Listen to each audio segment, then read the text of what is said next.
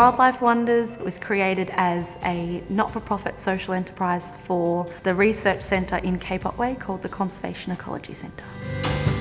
Wildlife Wonders is on the Great Ocean Road, about 5 minutes from Apollo Bay and 2 hours from Melbourne.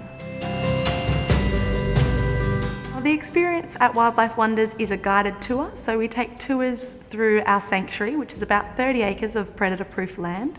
You walk through with a conservationist guide and they explain all the plants and animals and the relationship that they have together. What's special about Wildlife Wonders is there's no enclosures or anything like that. All the animals are living like wild animals and we're just walking through and observing them in their natural habitat.